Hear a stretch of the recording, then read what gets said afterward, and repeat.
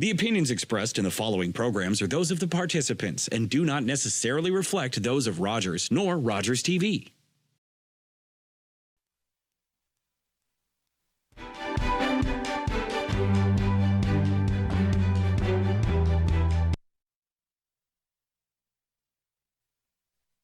Good evening. Welcome to Politically Speaking on Rogers TV.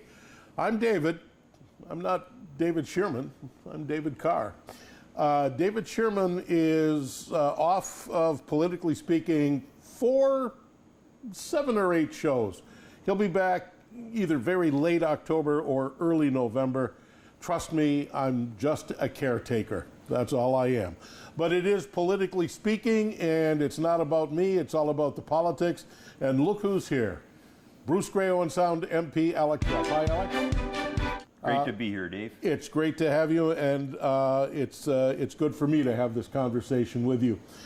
The other thing, from the Rogers TV point of view, our producer, director, Mark Perry, just told us as we were sitting down that this is the first show that has been done live in studio this way, face-to-face, since the pandemic started. You've not missed Politically Speaking, but they've been by Zoom, they've been by a variety of methods. This is the first one where we're sitting at the Politically Speaking table, side by each, talking about politics. I'm glad. Hey, isn't that great, Dave? I think this is fantastic. You said that when you came in the front door, you said the best thing is that we can do this now face-to-face, person-to-person. In 2 days, the Conservative Party of Canada is going to have a new leader. Saturday night, about 7 o'clock, your leader's going to be selected. Not just the Conservative Party leader, potential Prime Minister of Canada. People sometimes tend to forget that that's what these are about. Not just a party leader, a person who could very well become a Prime Minister of Canada. Who's your money on? Well, as you know, Dave, I've stayed out of this race. I was very involved in the last leadership race of the Conservative Party of Canada, but I decided that I was going to stay out of this one. It's a lot of work, right? If you're going to back a candidate, endorse a specific candidate, there's a lot of work involved. That being said, all the candidates, we have a bunch of candidates, they all have strengths and weaknesses. Yep. It took me a long time, and I did finally make my mind up. I'm not going to say publicly here who I put my ballot on, but I only did that last week. And I wasn't going to ask you. Yeah. I wasn't going to ask you because even in a race like this, it's a secret ballot. It's a secret ballot, I which a lot of candidates do, but I mean, this late in the game, 2 days to go, I'm not about to, break who I decided to put number one on my ballot. But you're a political observer, so what does it look like? 2 days out. So 2 days out, I mean, it is Pierre Poilievre's race to lose. He has been the front runner from day one, okay. And I just think, his biggest, if I was to give a public criticism of just the way he's ran his campaign, he's an aggressive speaker. He's out there, he speaks he's not afraid to speak his mind, he's very consistent that way. I would have liked to see, to go to your point, even more prime ministerial behavior and not so much focused on the down and in as the front runner. If I was in his boat, and I'll never be in his boat or shoes, you couldn't convince me that. Look, I'm on the public record countless times now. $10 million, I won't even put my name on the application. So my point is focus on what you're going to do as the future Prime Minister. Focus on the policies. I'm never a big fan of the personal attacks, and I think a number of the candidates running, and again, it's just not the way I conduct myself, and it's ideally not the way I think any politician should conduct themselves. Focus on the policies, focus on what you're going to do. Let's not focus on each other as much. Will he win on the first ballot? No. See, I think there's a scenario for him to lose if he does not win on the first ballot. I don't think so, because realistically, who's the first person that's going to drop off the ballot?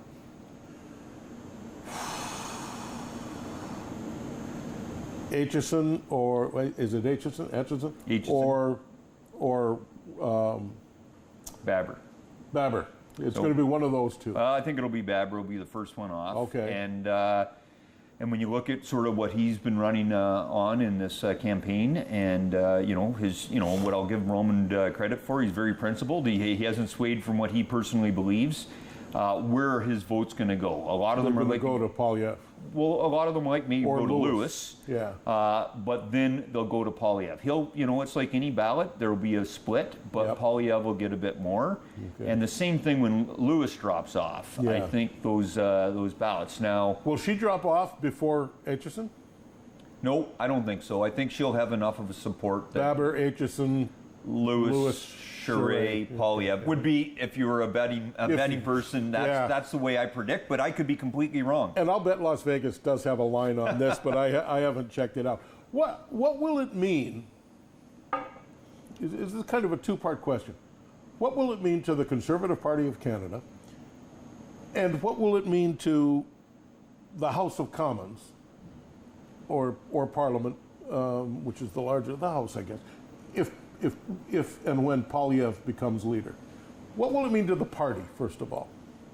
Well, it's the same thing regardless of who wins the leadership race. It's the same challenge every leader of any political party has. It's how do you put the team back together? Well, I think Scheer and O'Toole both found out kind of the hard way that it does mean something, and if Poilievre is not going to change his tune, Scheer and O'Toole seem to change their tune from the leadership campaign to the election campaign.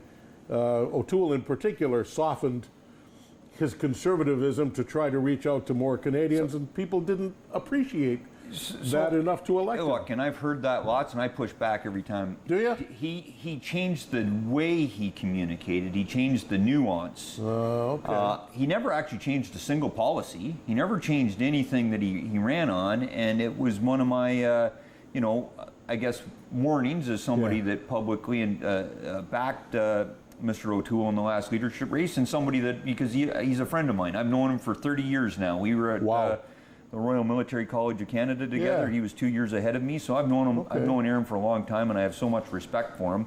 And the way he was communicating during the leadership race, very different than after he won.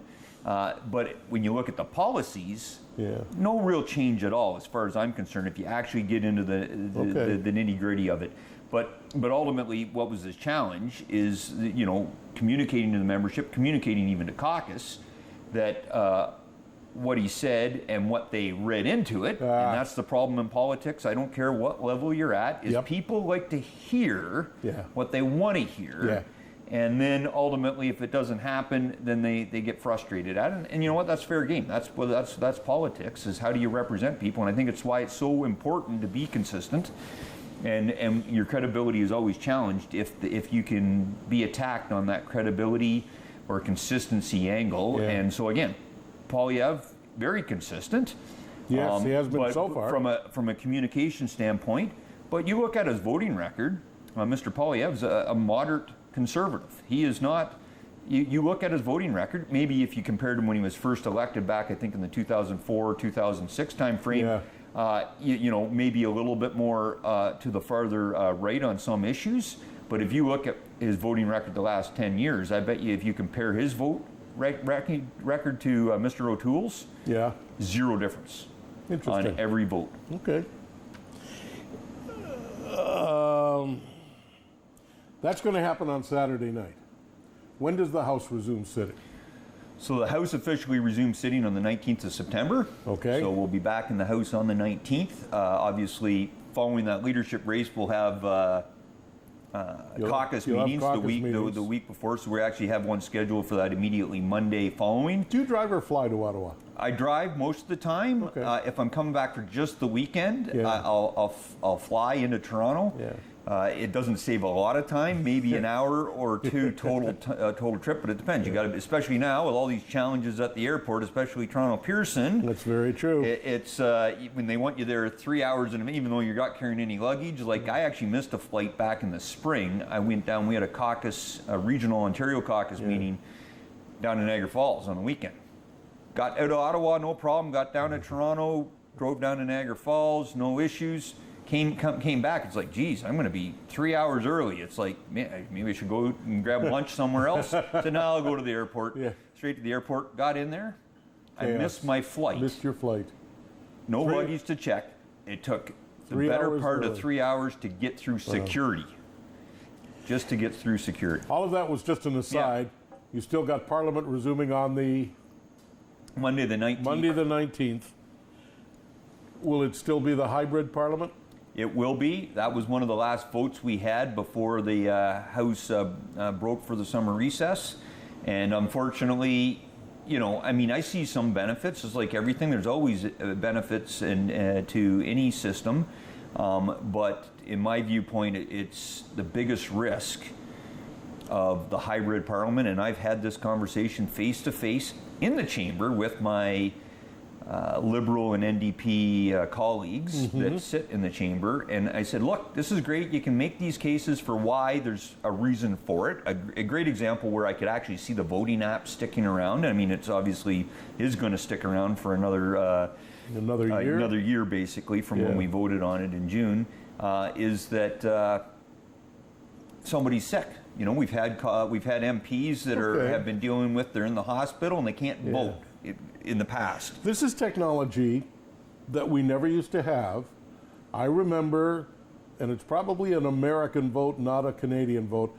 I remember, I think this was the U.S. House of Representatives, bringing somebody in on a stretcher off their sick bed, out of hospital, because they needed that vote. So this, and I think everybody said, what, like that was kind of a bad light on being a politician. Yep. This negates the need to do that. So I can see examples like that for the voting act. Yep. But my biggest concern around hybrid parliament is, I think everybody and most listeners, viewers out there would agree, politics in Canada, we've always been a bit better off, I think, than the U.S. for it being less polarizing, but it's become more and more polarizing, and especially, I think, over the pandemic, with that division that's occurred across the country. And part of the challenge is when it's virtual, you can't have these conversations when you're not on television, when you're sort of off the record, and you can have a frank, honest conversation where people aren't worried about the gotcha comment being caught on radio or on television. And it's about building relationships. And if you talk to Michael Chong and some of the MPs that have been around for almost 20 years, and are very historically knowledgeable about Parliament. Things started getting more and more polarizing. Actually, even before maybe 30 years back, when they stopped the evening sittings and all the MPs used to eat supper together in the cafeteria because they build a relationship. And so when you're just doing it virtually, and when you sit on committee together, and if it's all just virtual, you're not having those sidebar conversations. And I think the lack of travel, I actually, have got to respect, and even though I fundamentally disagree with Bloc MP Luc Desilets, him and I were with the Minister of Veterans Affairs over to Europe for the 105th anniversary of Vimy. And we got to Dieppe, we got to Juno Beach, and and you know what? Luke and I have developed a pretty good relationship, and we got to know each other a little bit pre-pandemic on the Veterans Affairs Committee when I sat on it. But my point is when you have those relationships, you can have honest conversations, you can find out where that common ground is to actually come up with solutions. And my concern is hybrid, if I'm the MP for, as the MP for Bruce-Grey-Owen Sound, if I'm only concerned all the time about just Bruce-Grey-Owen Sound and I'm not understanding how it fits into the bigger picture, then I'm not really doing what's best for the country. And yes, I am the representative for this riding. However, ultimately, we're supposed to come up with solutions that work for all Canadians, for all of Canada, not just my riding. And the problem is, and I think that's the biggest, and it's one of the factors why I jumped into federal politics, was that rural-urban divide in Canada has been getting bigger and bigger. It is and I want to be that voice to stand up for rural Canada. But how can I convince my urban colleagues in the other parties when they don't see it because they don't get exposed to it, and we can't have that in-depth conversation? Given all the things that you're talking about, given all the things you've referenced, what do you expect when Parliament resumes? I mean, we just off the top of the show made a point about us being here face to face. you're seeing more and more and more and more of this. Is it reasonable to expect that almost every parliamentarian will in fact show up to be live in the House of Commons? Well, I don't know about and I want to go beyond just the fact that somebody might be on a screen somewhere. I want to get into the business of the House of Commons when I ask, what do you expect? So it's probably two parts to the question. First of all, everybody showing up. Yeah, well, I don't think everybody will be there. The vast majority will be there from all parties, but I if the NDP will likely have the least number proportionally sitting in the House, sitting physically in the House. They seem to be the ones the most concerned about numbers and in this. And again, I don't know if any maybe a bit of a snide remark, but the fact that a large chunk of them come from British Columbia, where the weather's pretty nice and they don't like to travel maybe as much, that could be a factor, but I'm not 100% sure. My daughter lives in Victoria, BC. They have their flower count, their blossom count in February. Yeah, so especially come winter. But I think the vast majority. Be snide about that. Yeah. I think the vast majority of MPs, regardless of political affiliation, will be in the House on September 19th. The business of the House. What do you expect in the early days and weeks, September, October? What do you expect to have to deal with? I think, well, there's a bunch of bills that have already been tabled. It's fascinating. Some of them haven't been actually debated yet. Personally, I'd like to see the government actually table some legislation focused on addressing the economic concerns of the country, especially how to deal properly with the inflation. 40-year high here. It's going to get worse. If you hear some of the economic forecasts, they're predicting we're potentially going into a recession here if we're not already starting one. Well, another rate hike. I think this week. Was it yesterday? Another rate hike. More coming in the United States. People are starting to say now, this is where the rubber's really going to start to meet the road for people who are economically disadvantaged. People who have the hardest time are, if they haven't felt the bite before with interest rate hikes in Canada and the United States, they're really going to notice a shift. But I hear you saying that's something that's probably not going to come up in the House of Commons. Well, I don't know if it will or it won't, right? I am not, I'm hoping it does because it's an issue that we'll continue to drive and bring forward. Yeah. But in reality, they have to address it a little bit through the estimate process, and so there will be some legislation that gets debated that way. Yep. Obviously, they got other bills like Bill C-10 around the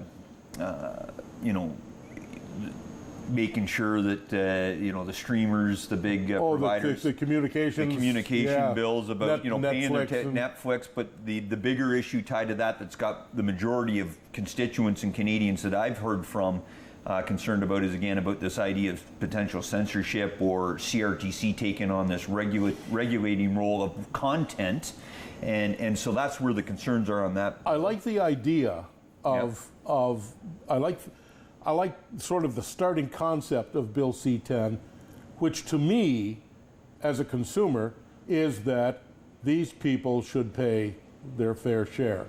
No issues there. And given who these big providers are, the windfall to the government, and never mind what party's in power, the windfall to federal government coffers would be substantive, allowing government to do even more of the things that you hope that government would do to look after Canadians. So, look, and on but that then angle, there's the censorship. Well, so there's no issue there. All the parties are in complete agreement, and in fact, if I remember correctly, and again, it's been I've been doing a pretty good job of staying away from thinking about the specific legislation. Yeah. So if I remember correctly, though, Bill C-10 has actually got through the House already.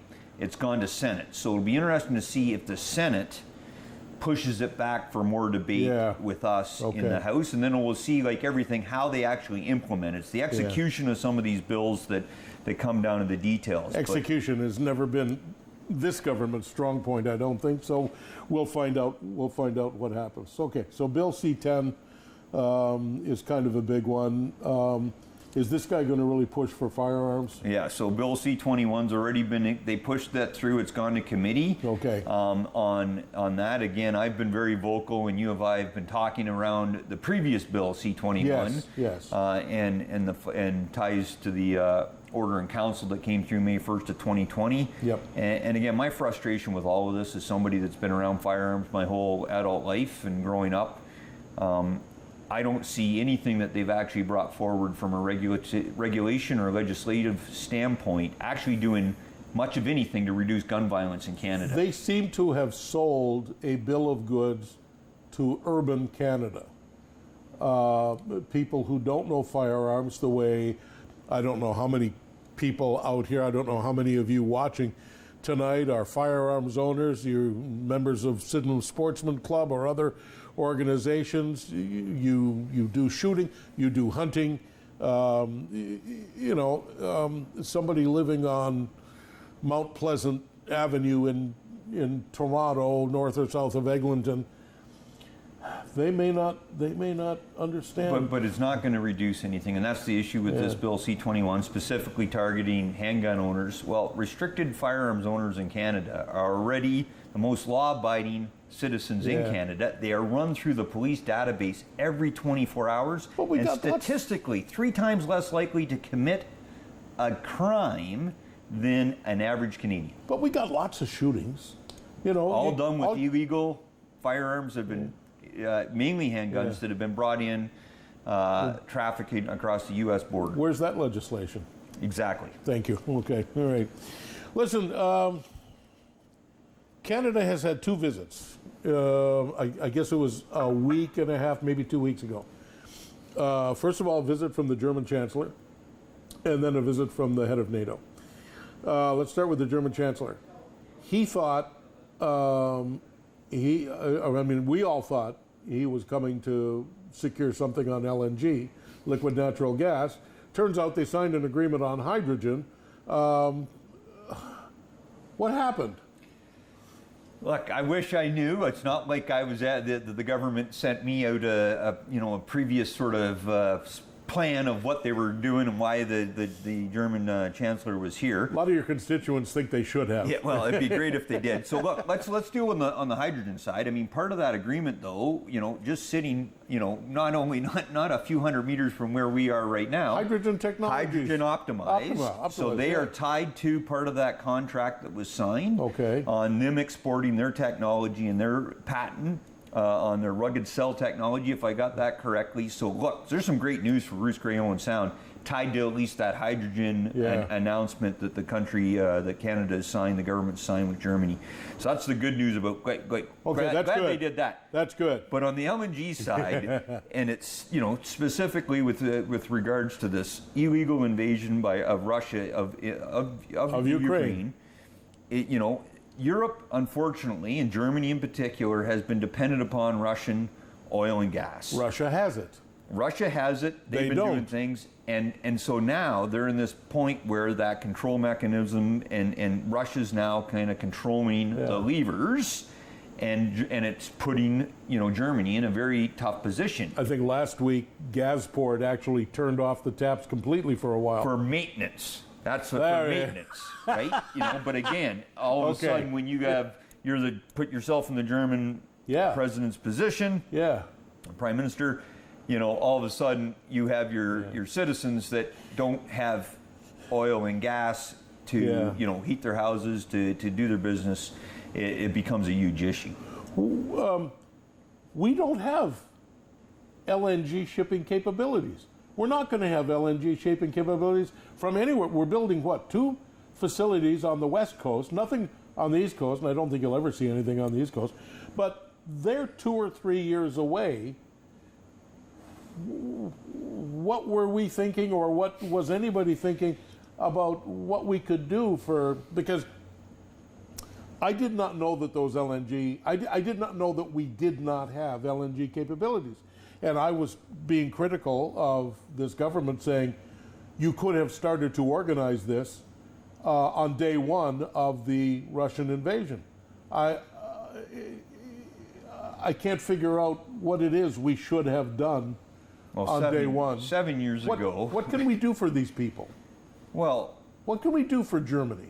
Well, for Germany, we could actually be in, and again, as you're right, there's nothing immediately short term, but we could build towards that dependency or I guess trade links so that we can get there. We can work on a plan so then they have that security of knowing that they now have a partnership and a deal with a trusted ally, not somebody like Russia. Which is really turning out to be, this massive Russian bear is turning out to be a rogue nation.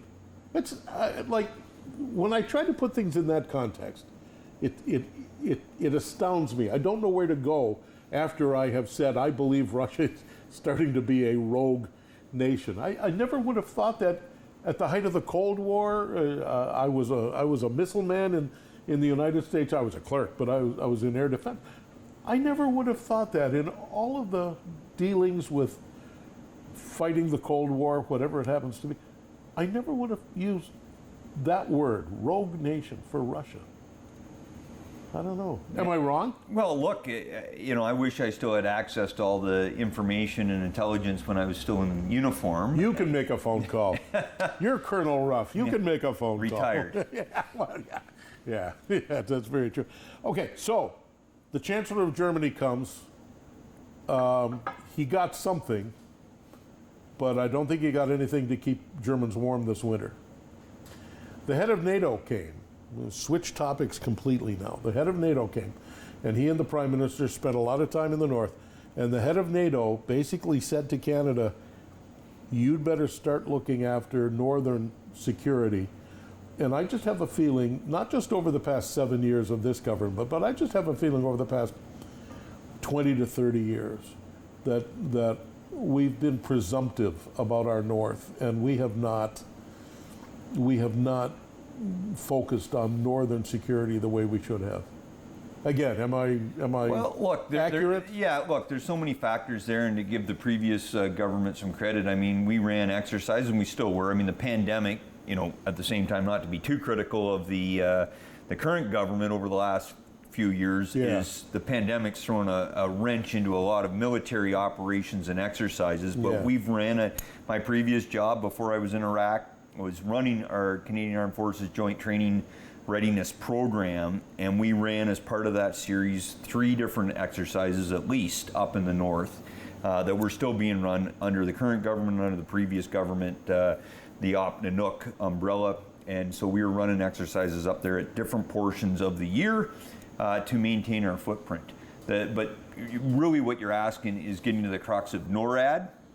Yep. And so we have seen the minister just recently make a significant announcement about, I think, to the tunes of over $4.5 billion, I think, to go into NORAD modernization. What that actually means, I've yet to see any specific details. They've announced a pile of money, but not the details of how they're going to get there. We talked about this last week on the radio that I think David McLaren said this Prime Minister is a very promising young man.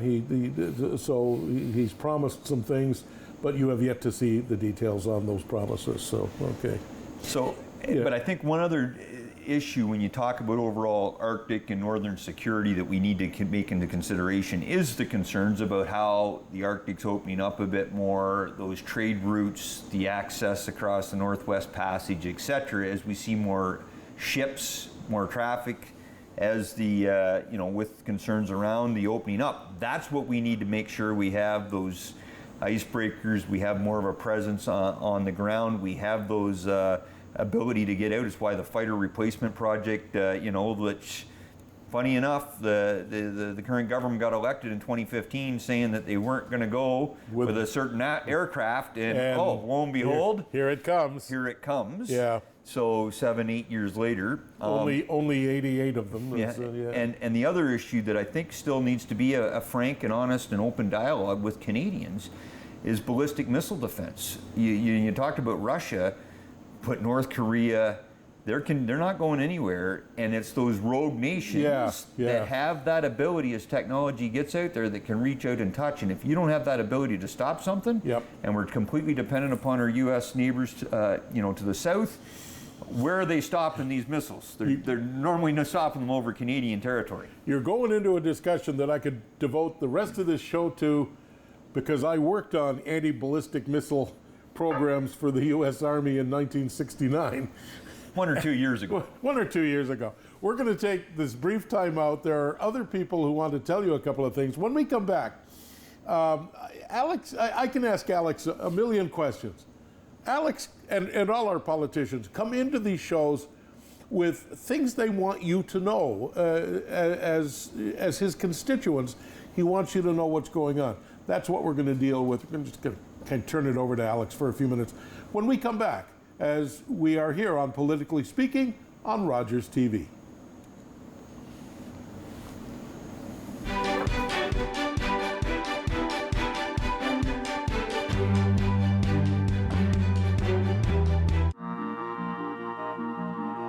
Closed captioning is brought to you in part by Raven Reads. Unbox Indigenous voices. Subscribe today at ravenreads.org.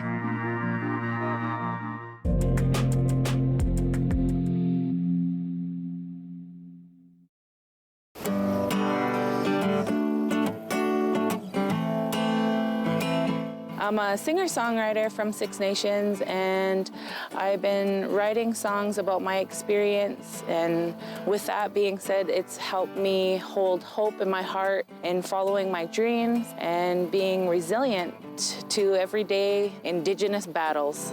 Competition between spirit, earth, and wind, let me tell you now. This song in particular, The Shiner, is a special song that I wrote for my grandfather. He was a snow snake maker, and that is a Haudenosaunee winter sport. It's my job to educate and to share, and the music allows me to do that. He'll be shining snow snakes and mudcats to the end of his days.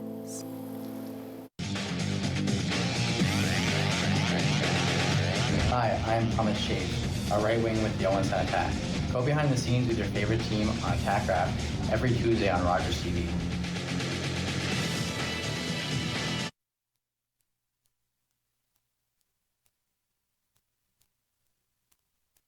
Back. You're watching Politically Speaking on Rogers TV. I'm Dave Carr. David Sherman is going to be off of this program for, I think it's maybe 7 or 8 weeks. He'll be back at the very end of October or early November, whatever the date of that Politically Speaking will be in that time frame. So rest assured that your regular host will be here. I'm filling in for a few weeks. And I'll tell you that coming up on Politically Speaking between now and October 24th, we will be having, I believe, a mayoralty debate for the candidates in Meaford. We'll be having a mayoralty debate for the candidates in Owen Sound. We'll be having a mayoralty debate for the candidates in Georgian Bluffs. We'll be having a show with the municipal clerks from those municipalities telling you what the election is all about, and I think probably most importantly, how to make sure you're on the voters list, how to vote, et cetera, et cetera, et cetera. And then, want you to be with us on October the 24th when we cover your local municipal elections on election night here on Rogers TV. Today, though, we're with Bruce-Grey-Owen Sound MP Alex Ruff. And I said that after the break, I would turn it over to Alex because you've got things that you're doing that I may never actually ask about. The one that I'm currently vague about is, I guess it was about a week ago, you had a housing meeting. Who did you invite to that meeting? I mean, who all was coming to that? So, but before we even go down that path, okay. Dave, I just want to talk to everybody out there watching with ties to the municipal elections. Please go out and vote. Doesn't matter if it's federal, provincial, or municipal. Unfortunately, the municipal elections tend to have I think the lowest voter turnout. And they're the Go out and vote. closest. It's the ones that impact you on a daily basis more than anything. Yep. So please go out and cast your ballot, get involved, and make sure you get your say, because if you vote, it gives you that right. You know, you can complain whenever you want, but I mean, it does you a bit more onus when you've actually been involved in the process. Yeah. So the Housing Task Force meeting, the purpose that I called that meeting for was just to try to get all levels of government or representation around the table, all the stakeholders. The builders, the developers, the real estate folks, the not-for-profits, is because as I've got to travel across the riding, Yes. even going back to last year's election, affordable, attainable housing is a huge challenge nationwide. This past spring, when I was sitting on the Human Resources People with Disabilities Committee, the HUMA Committee, we did a full study on the Housing Accelerator Fund, one of the programs available at the federal level. But at the same time, when I've been in municipal meetings or hearing from different municipalities, some have come up with some really ingenious ideas on how that they can help increase the supply and solve things. So I just think the purpose of me calling that meeting there last week, and those results will be out to the public so that they can see the sort of the summary of what was discussed. Are they on and your the way website forward. or everybody's website? We'll get them up on the website, or yes, exactly. The thing, maybe a month or more ago, it was a little over a month ago. We had a long exchange on the radio open line. I was on the round table, and the mayor of Owen Sound emailed me afterwards because, again, I live in Owen Sound, and I tend to think of this as an Owen Sound responsibility, and the mayor quite forcefully pointed out to me that this is a Grey County municipality or a Grey County responsibility, affordable housing. Why don't you just meet with Grey County? So look, Grey County, Bruce County are all part of the. We're all part of the meeting. Okay. And in fact gave presentations. Okay, excellent. Now,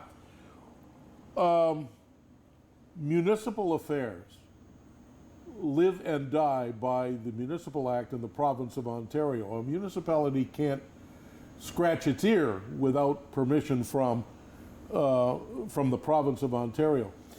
You just talked about a federal housing initiative or program that's available.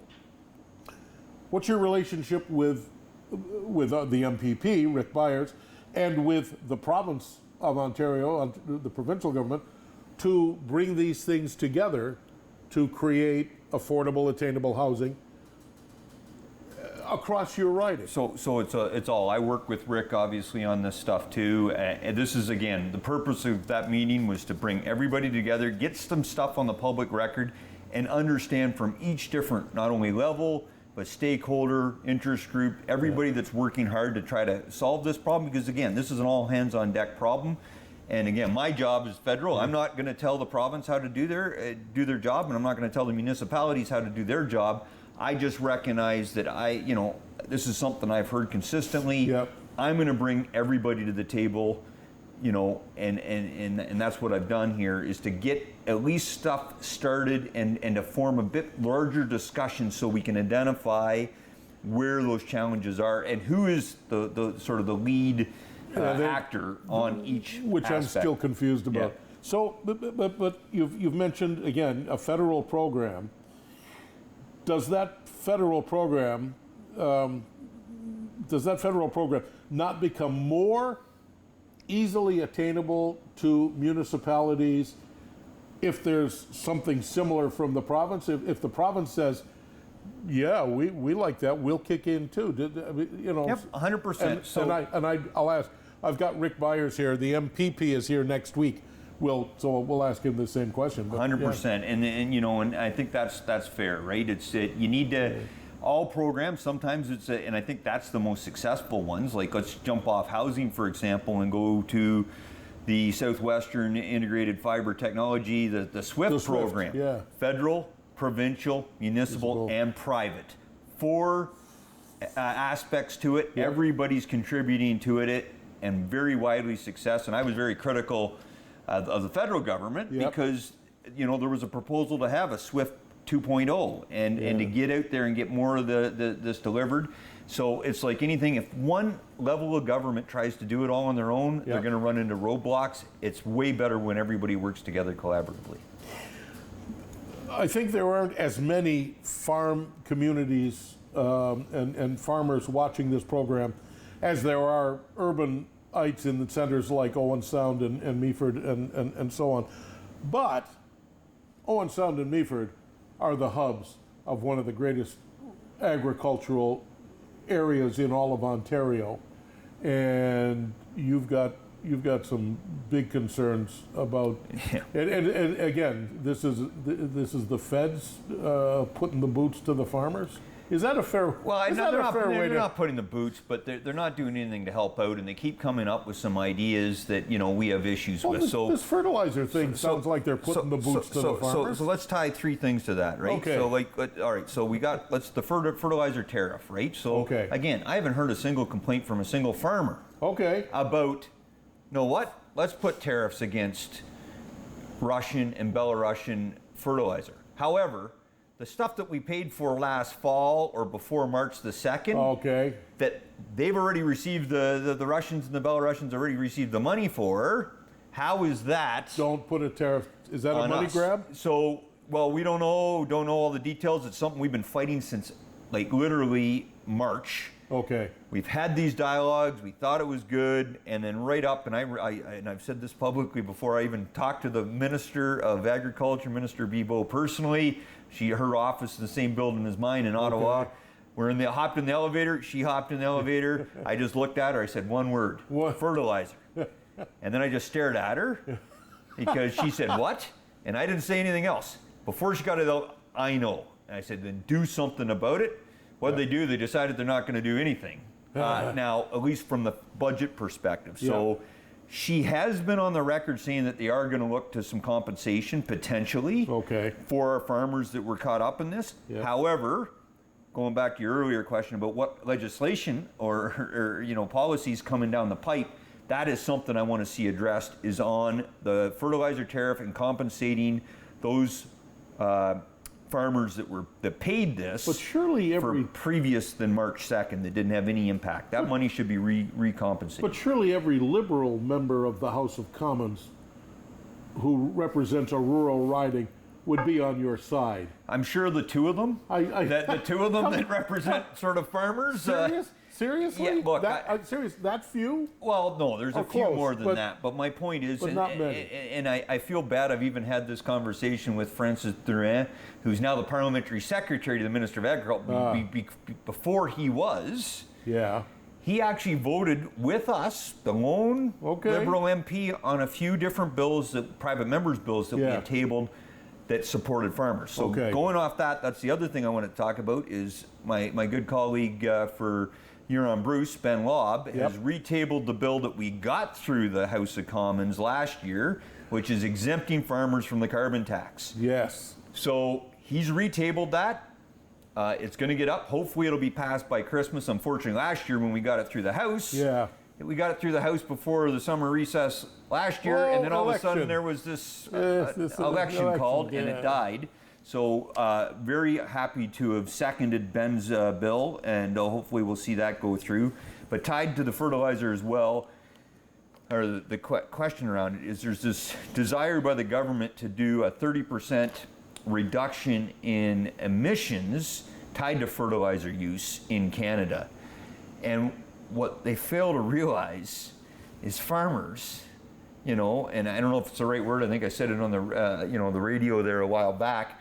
You know, for lack of better words, they are fiscally conservative. They're not ones to just that's very true. Spend money on fertilizer that they don't need. So they already work very closely with the experts on how much fertilizer they need, how much inputs they need to put into their crops to get the maximum yields or outputs.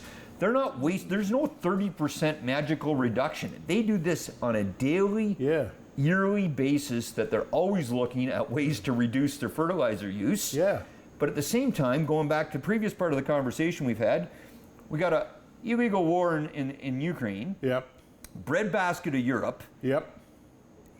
people need Canadian agriculture, Canadian produce, Canadian grains, and the other thing they need is their natural resources. There's two reasons Canada is as wealthy as we are. Yeah. And it's our natural resources and it's our agriculture. I have a feeling, based on a couple of things I've heard in the past week, that our natural resources in particular, that there's going to be a big ramp up, I would say this fall, but over the next year in particular, there's going to be a huge new focus on our natural resources. They're starting to talk about various elements of mining in the north and so on. But I want to come back to fertilizer for a moment and then talk about a local event. I'm an investor. I have a few things. And one of the things I have is Nutrient.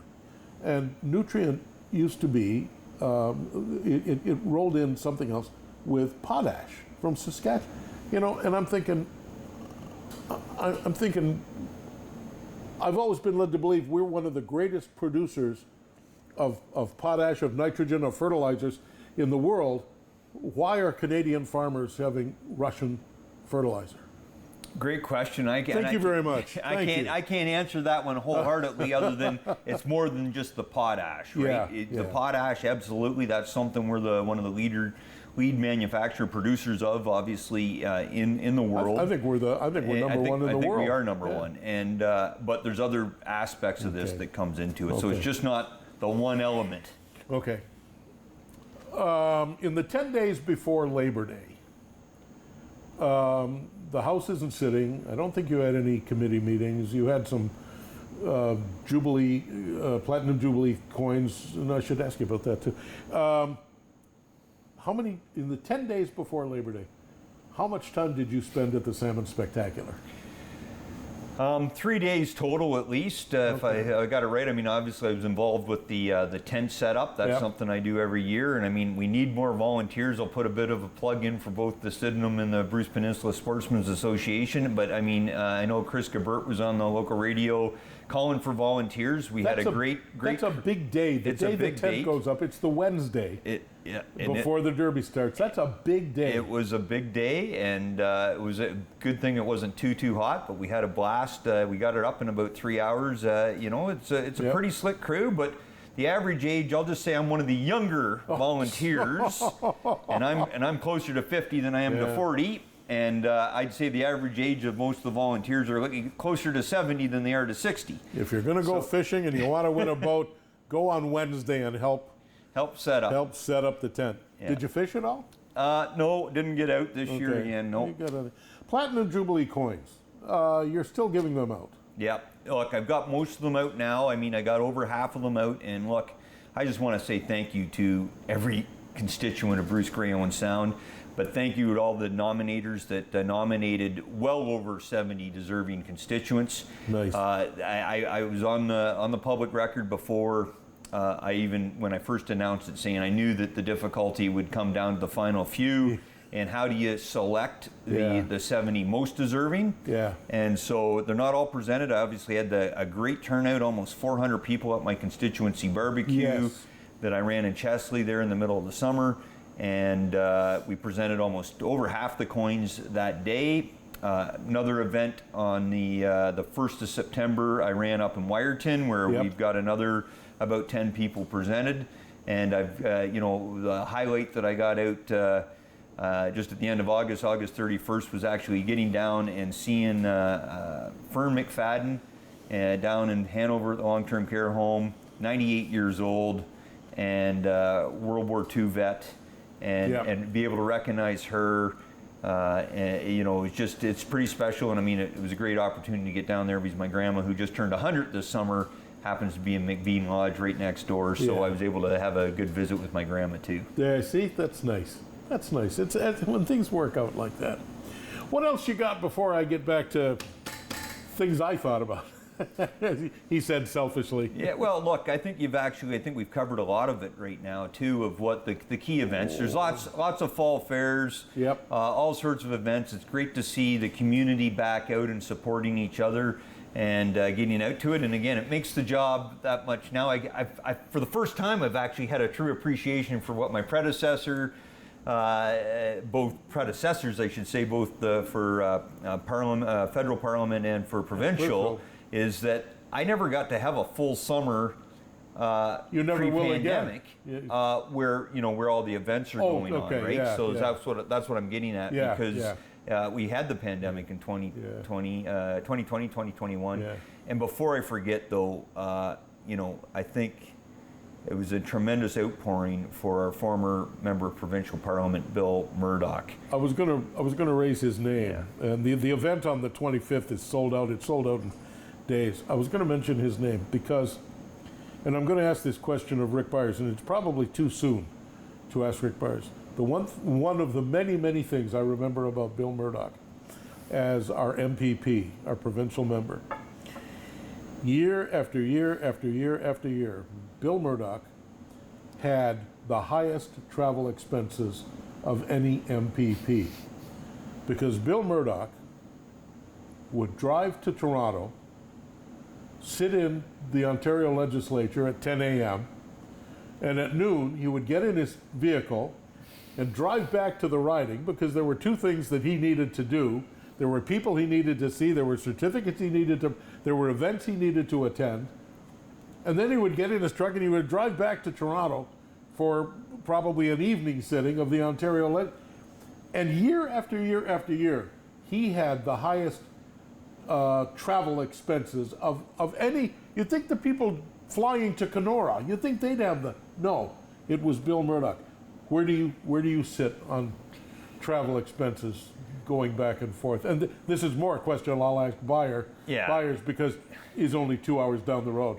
So look, and again, hard to gauge that right now because the pandemic's been going on, so the events haven't been going on. A lot of events have been virtual, so the demand hasn't been there. I'll ask you this. But our system's slightly different too at the federal level. We work on a point system because the challenge we have is that it does cost a lot more for that MP from the Yukon or from northern British Columbia to get back and forth. But at the same time, the costs where it does add up, that we're sort of more available to the public from what is called my member's operating budget. I think I've submitted in my 3 years as being the member of Parliament one gas receipt for any driving I do in the riding. Seriously? I do get my mileage through the point system when I do go back and forth from Ottawa. But for internal stuff, I just don't bother submitting it. I just eat the cost myself. For your constituents, what committees do you sit on? So I'm actually down to one committee right now. Really? And that's the, normally that is, most of the time you're on one committee and that's it. Sometimes you'll end up on two. So just to give a bit of history for the listeners there, when I first got elected, they asked me to sit on the Veterans Affairs Committee. So I sat on that until really the pandemic happened. Makes sense somehow. And then we didn't have any actual Veterans Affairs Committee. So I was technically on that committee for a number of, I think another 8 months, but we never had one meeting because Parliament was in this weird sort of special committee. We didn't even have hybrid set up yet. And so the Finance Committee, a couple of the key committees were back, but none of the Health Committee was back, but Veterans Affairs didn't come back before I was then appointed as the Deputy Whip when Aaron O'Toole became the leader. So I sat on that as the Deputy Whip. I was involved in more what's called the Joint Interparliamentary Council, which manages some of the interparliamentary associations, not a huge demand. But I was sitting because of stuff going on with defense and veterans. I was at a lot of defense meetings, just not actively participating, but in the background and following around. And it was but I was in the House every day. So I wasn't, as the Deputy Whip, you're one of four officers or House officers. So I was in the House of Commons every day, where most MPs, you're in there for question period. I was actually sitting in there most of the time. And then since then, I mentioned earlier, I was on the Human Resources, People Status with Disabilities up until June, but then I was asked to go on to the National Security and Intelligence Committee of Parliamentarians. So it's actually not a committee of Parliament, it's a committee of parliamentarians. It's all done at the top secret level for the most part. And obviously, as somebody that's had a top secret security clearance for years, myself and my other conservative colleague on the committee is, from a MP standpoint, is Rob Morrison, who's a former police officer for 30 years. I think the secretariat in that group is very happy to have the two, myself and Rob, because we're the two that actually bring practical experience. And I had to get the dig in there against the lawyers, because I think almost the rest of the members of the committee happen to all be lawyers. And so we bring a different level of background and expertise. But unfortunately, I can't talk about the specifics of that committee in public, because it is all done at the top secret level. Well, I had a top secret clearance during my time in the Army, so you could share with me. You know, that's not how it works. I want to burn through, because we have like 4 minutes left. I want to burn through, I want to get, I'm sorry to say, a far too quick response from you on a bunch of things. About 2 weeks ago, the heckling of Chrystia Freeland in the Grand Prairie Airport. Comment. I don't think it was an airport. It was actually, I think, not a hotel, but it was. She was getting in an elevator. But regardless, inappropriate and unacceptable. I have zero time for anybody that wants to curse and swear or intimidate anybody, regardless of where they are in the political spectrum. The ArriveCan app. We got to scrap it. We've been calling for it. I've been speaking out against it for over a year. We have so many constituents. I was at a seniors meeting just a couple weeks ago. And that's exactly what came up. I asked the group, there was about 30 or so in the room, how many have a smartphone? Maybe more than I thought. Maybe 30% stuck their hand up. Yeah.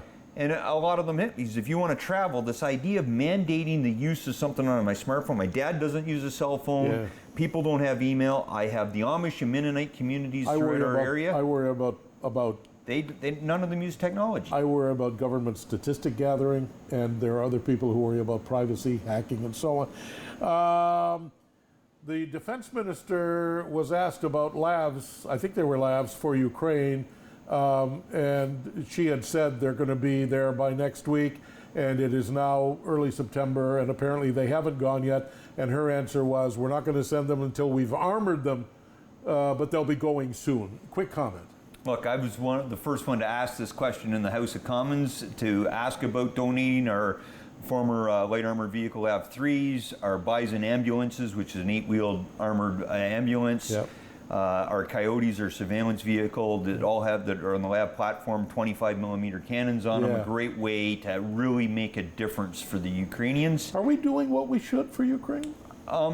Well, look, we're doing some. We can always be doing more, and it's a mess. We talked about it earlier. Russia's a nuclear power. This is a complicated thing. It's not like just going in and dealing with a nation that doesn't have nuclear power. Very quickly, this will be the last thing. The Emergency Measures Act.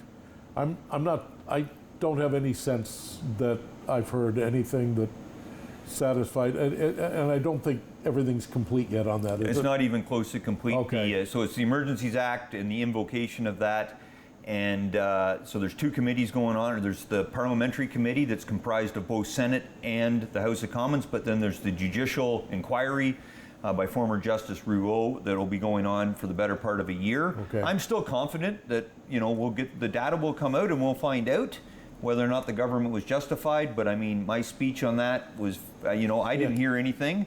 And again, don't take my word for it. There was two Liberal members of Parliament who are both lawyers that said in their speeches the day we voted on keeping it in place, that said they don't think the government met the justification or the threshold. Parliament resumes on September the 19th. I don't know how many Canadians will say, well, they're finally going back to work.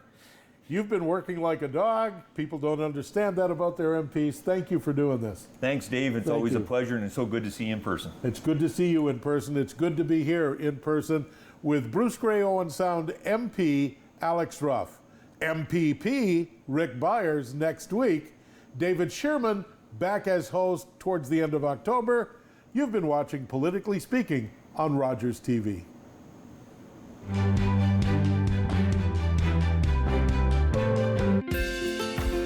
Call the Rogers TV viewer response line, email us, or connect with us on social media.